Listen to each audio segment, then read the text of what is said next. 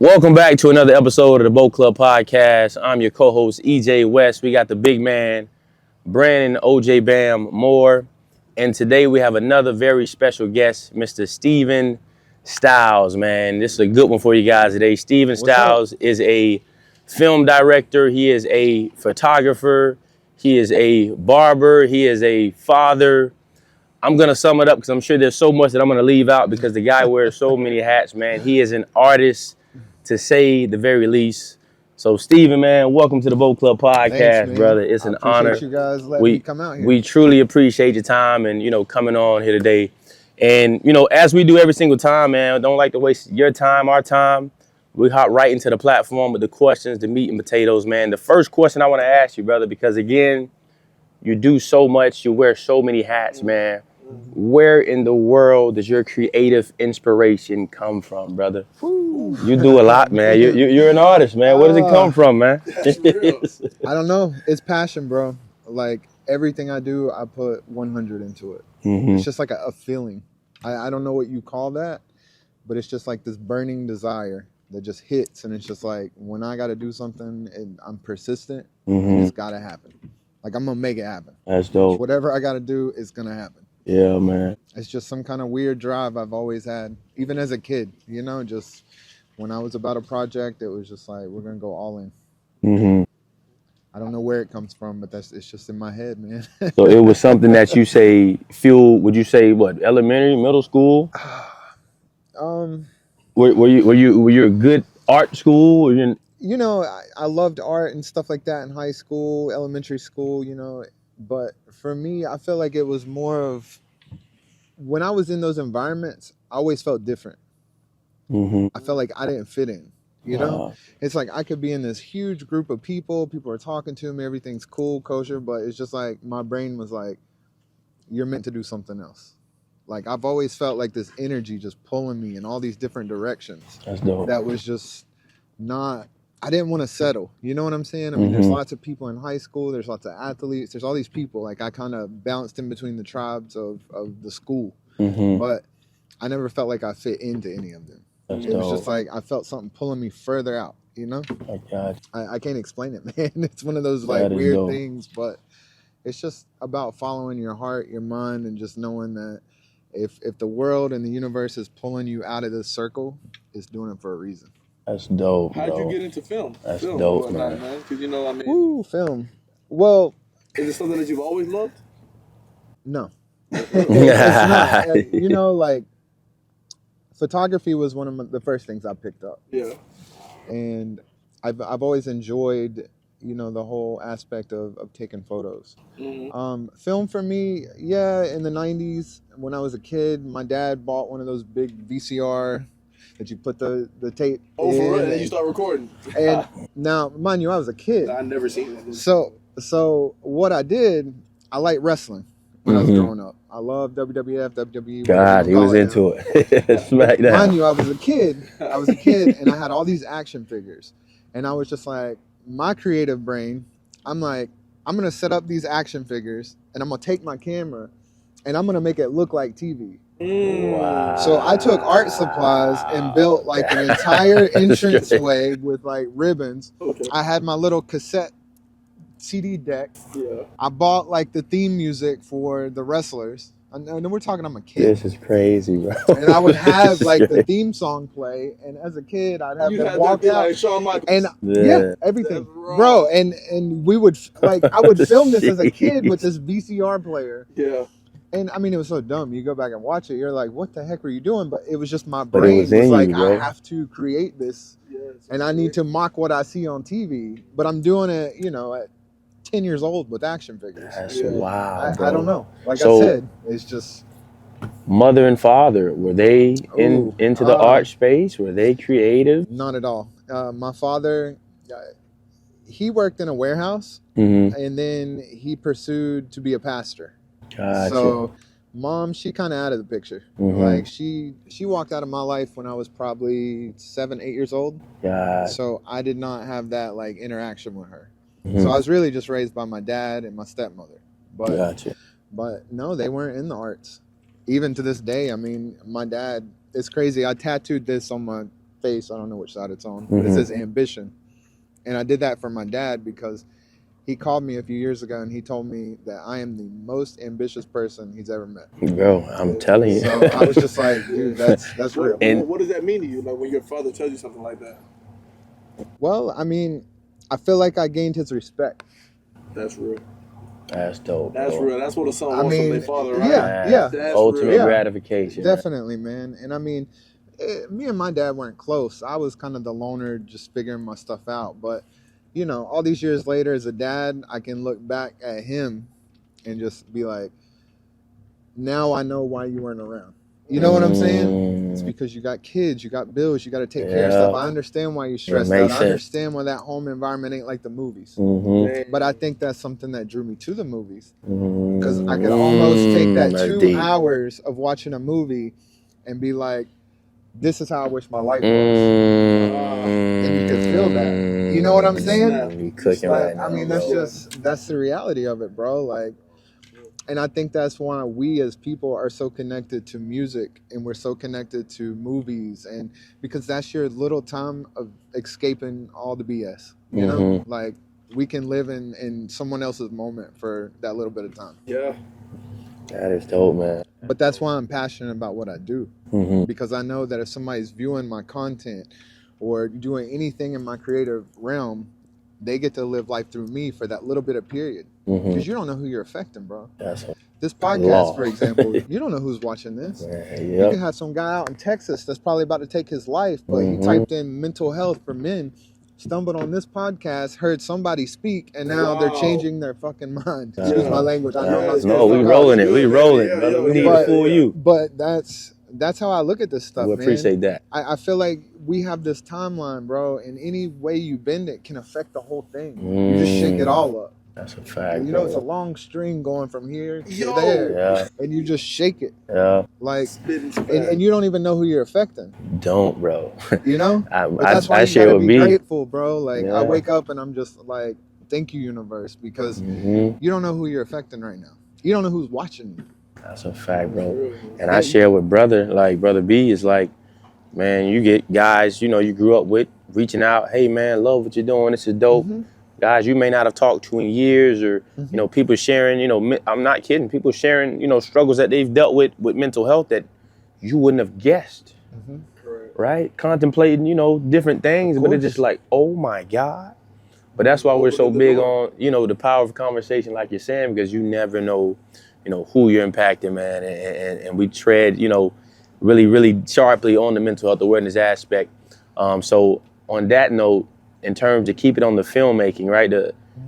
You're a director, right? That is a huge thing, a huge deal, right? And doing research on who you are, right? The more I look, the more I learn. I'm like, holy moly, bro, you do a lot. You know what I'm saying? Like, this guy's the man of many hats. Is man, you do a lot, bro. man. But you're established in what you do. So my question to you would be, in terms of your inspiration for directing these movie films, like, do you get ideas, downloads out of nowhere? Do you see something that inspires you to say, hey, let me make a film about this to kind of play on that? Like, where does that come from? My creative process with filmmaking, it's kind of odd. Like, I purposely, like, for example, my last movie, horror film, right? What I do is I don't watch anything to do with horror. I watch the total opposite. So when I'm actually out there and I'm filming or writing for a script for like a horror film, I'm not in that realm. I'm watching a comedy. I'm watching a documentary, because I don't want to get influenced by them and end up mocking someone. That's dope. I need it to be myself, organic, in my brain. Because we subconsciously will follow people and creatives, and you end up mirroring them. And I don't want to be in the mirroring energy. It's just like, I want to give you myself. You know, because it's easy. I can sit there and watch, 20 horror films, go make my movie. Well, I guarantee you there'll be bits and pieces and slices of all those films I just watched within that. And I don't even realize it at the time until it's too late. So I try to push myself out of that. I mean, it's just one of those creative, weird things I do, but dope, man. I don't. We spoke a few weeks ago, right? You were telling me about this new, like, something in the horror filmmaking that's never been done. Yeah. You know, about, I mean, all black, all African American Yeah. cast, Yes. and being in a horror movie. Yeah. And you want to be one of the first people to do that. The first people to do Yeah. it. So talk to me about that a little bit more. Well, Because I would have never, because you know they say like the Black Panther was an all black cast. You know. Yeah. So like, give me that contrast to what you're trying to do. When you don't have a ton of money and you don't have big budget, because you know I'm sitting here in Winter Haven, man. It's not like I'm in LA, you know, and I don't have all these people throwing money at my ideas. I'm here in Polk County, right? Yeah, for sure. Well, right. When you're on a budget, you got to think outside the box.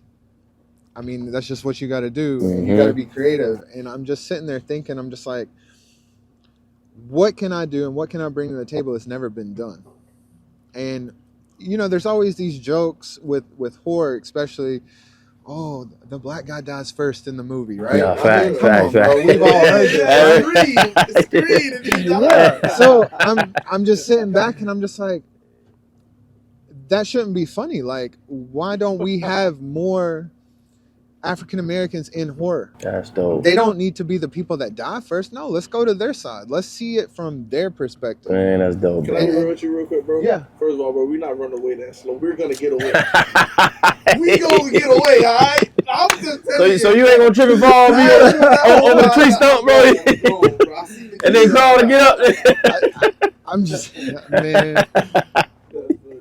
But on the real, like, it's just never been done. And, you know, it's just like, come on, man. It's 2024, almost 2025. Why don't we have an all African American horror film?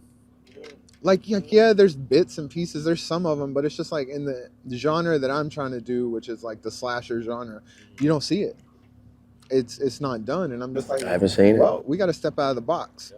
And if nobody's wanting to tackle it, I'm not scared to. And it's funny because I don't know that I haven't seen it until you articulate that. I'm like, whoa, we haven't seen that. Exactly. It's like, whoa, we just running on, what we're used to. I've got to do something different, and I want to step out of the box. And it's just crazy to me because obviously racism has been such a huge thing for all these years. And it's just like, dude, it's almost 2025. Why does this even exist? Yeah. Like, I don't understand. It's just like, it's so ignorant. It is like, wow. I'm ready to break the molds, change the trends. That's big. I'm a freaking You white embody guy. that, man. You I embody am a that, white bro. man that is down for this cause, you That's know? real, bro. And it's just like, you either respect it or you hate me. I don't care either way. I'm going to do what I'm going to do. That's real, man.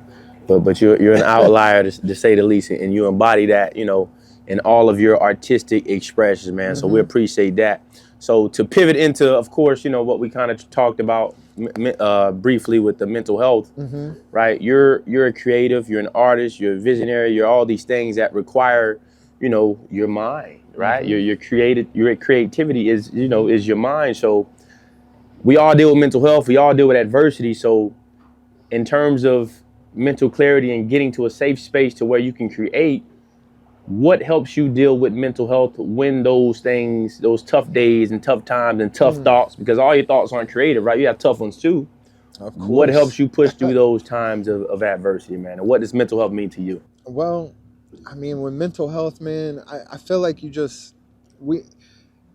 general, we as humans, in my opinion, we all have some kind of trauma experience, because those are the things that really shape us. Whether it's an abandonment issue, whether it's, you know, death in the family. I mean, everybody's dealing with something.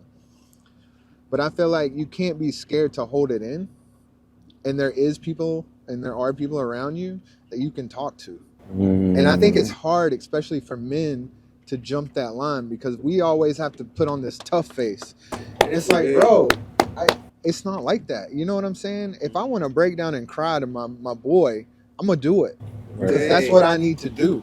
You know what I'm saying? Because that's what you got to go through. Yes, sir. You know, society has put us on this pedestal to be like, you got to hide these emotions. You're not a real man if you cry. You know, and it's just like, that's not life, bro. It's not, bro. We are all human beings. Like, if you got to cry, then cry, bro. Cry. I do it. I don't care. You know what I'm saying? I'm not happy-go-getter all the time. There's times at 2 a.m. I wake up in a sweat thinking about my childhood. Whatever. I let it go, bro. You just have to let it go in the universe, and you deal with it. And I think that's a problem with people, and especially with mental health, is people want to hold all this stuff in, but they don't want to sit in the pain to get over it. You just That's said a what bar. bothers me. You just said a bar. Bro, I can sweep up trash under escapism. a rug. I can sweep it up, but the trash is still there. It's not until I sweep it into the pan and throw it out. Dang, bro. It takes work. It's easy to sweep stuff under the bed, but to actually pick the bed up, move it, take it apart, and clean it and mop it. It take time, bro. It take work, right? But nobody wants to do that. You're cooking right now, bro. Like I feel like people just need to sit in the pain. Like David Goggins is perfect. That's my example. guy. You know what I'm saying? Perfect example. We're gonna carry the boats, baby. Shout out to David Goggins, man. The We're gonna tag him. We're on the right podcast Right. to talk about this. But he says it, and so many of these like influential people with mental health say the same thing. Sit in the pain. Mm-hmm. Like be there. It's tough. Be in it. And it sucks, but it ain't supposed to be good. Fact. But that's the only way you can truly deal with it. Because if you keep pushing things back and pushing this back and holding on to this, all you're doing is projecting that energy on every single person you meet from that point on. Whether it's a relationship, a wife, a friend, a job, or whatever it is, man. If you've got all this stuff built up in you, it's going to seep out throughout these relationships you build. And it's just like, dude, deal with it. Like, deal with it. Yeah, it's going to suck. It's going to suck to sit there for 3 hours by yourself in your mind. Fact. But you are going to feel so good as you get that out of your system, bro. Like, there's no feeling like it. You know what I'm saying? I mean, you guys are religious. How do you feel when you go in the church and they do the altar call and you're sitting there and you put your hands in the air, right? And you're just like, I give everything over. Yeah. You just feel this like, you feel this like clarity. Didn't know you needed to cry, be in that crime, man. But that's what I'm saying. You need to sit in a room by yourself or on a lake or wherever. Be alone. Be alone. That's the Be alone. That's the purpose of this. You know, I took my brother out here the first time, and that's where the inspiration came from. I brought him out here. He's a professional soccer player. He plays in the World Cup or whatnot.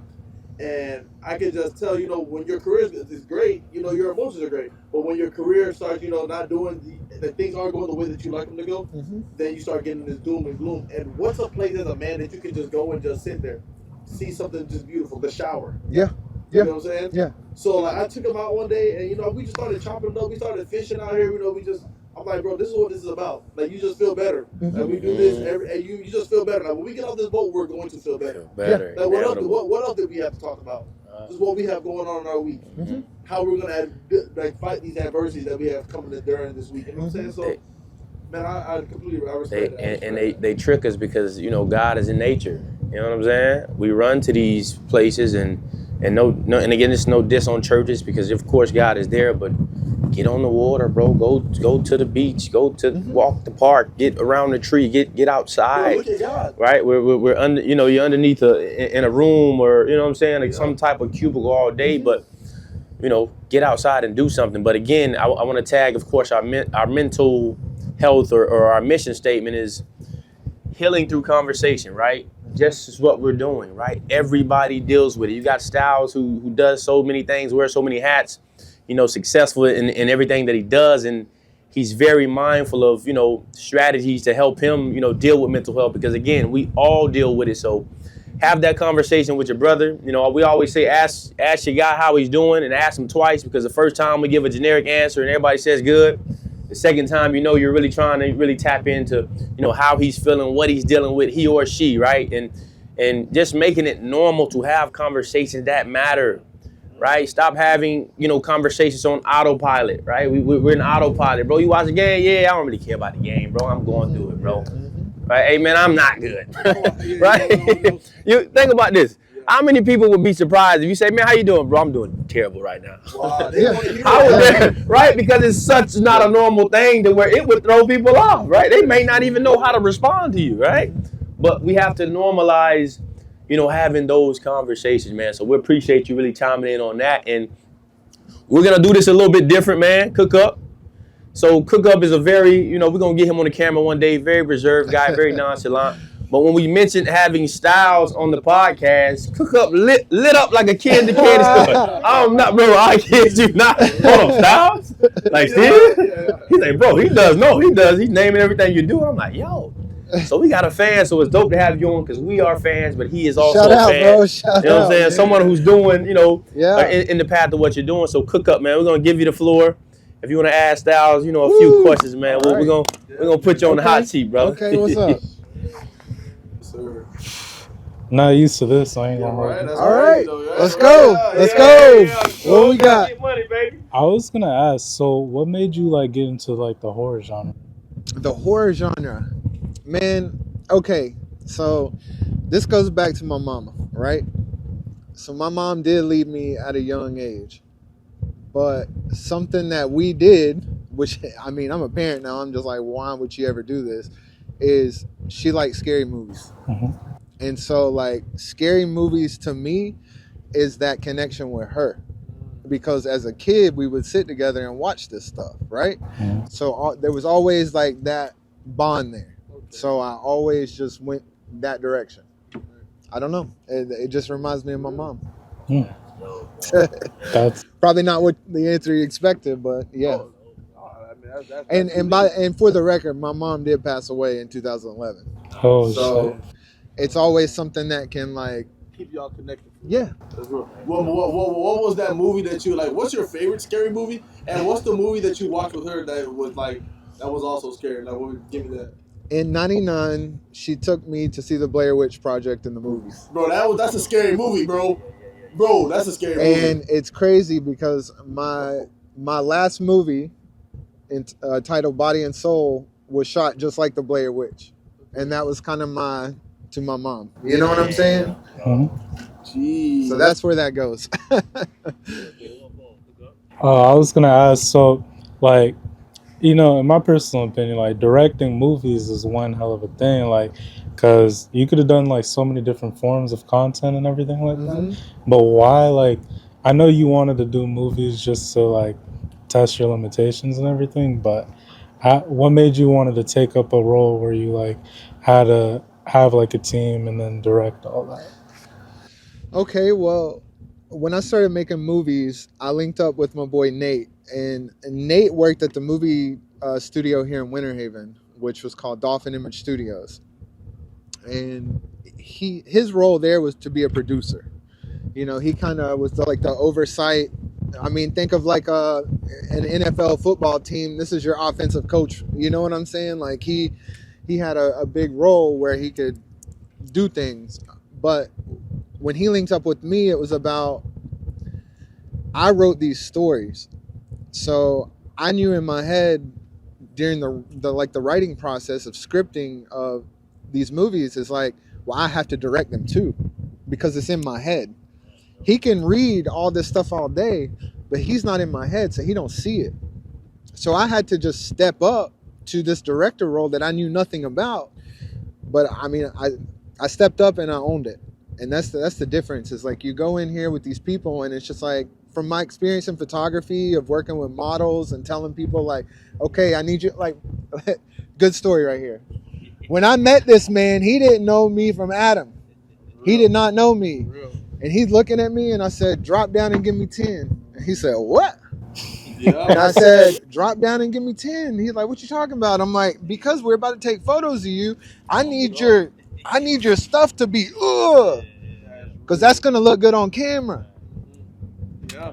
You gotta know how to like direct people. You know what I'm saying? Like if you're in a boss role, you can't be scared to be like, this is what we are doing. True leader. And it was just natural to me.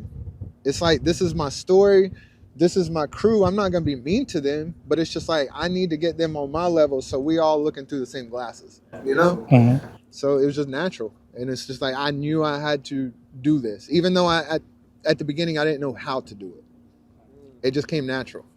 You know what's wild, man? He was talking earlier about how like these videos, this podcast that we're making, it impacts a whole bunch of different people, right? Yeah.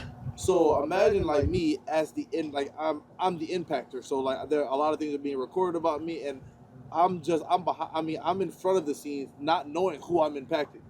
And then he said he didn't know me from Adam, and we meet, and he tells me the impact I had on him, like on his life and his kids, and we take all these videos, and I'm like, I'm like, bro, you really know me? He's like, yeah, bro, you represent Polk County, and I'm from Polk County. Yeah. And I'm thinking in my mind, like, man, like, that many people know about me? Because, like, you know, I'm in the boxing world. I don't know how big I am. I'm in a little box myself, you know what I'm saying? So then when I see, like, no, like, you're actually in the big box. Like, a lot of people know about you. A lot of people are supporting you.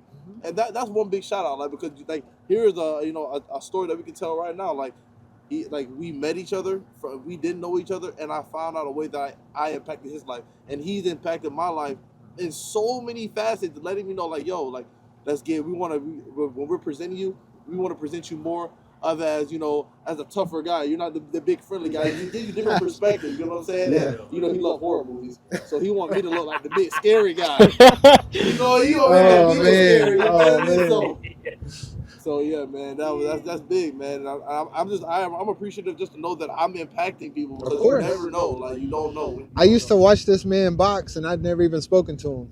I literally was posting stories on my Instagram with him whooping ass, and it's just like I'm tagging him, and I never even met him, but I knew that he represented Polk County, and what I am about is the small town guy doing big things, because that don't get enough light.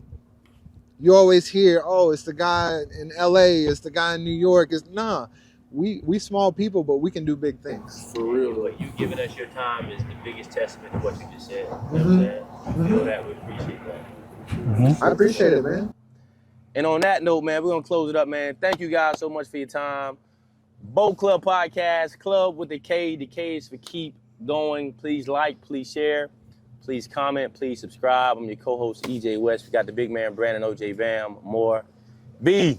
And we did it again, baby. Another in the books, man. Two-man gang. Thank you guys for your time. Till next time. Yes, Peace. sir.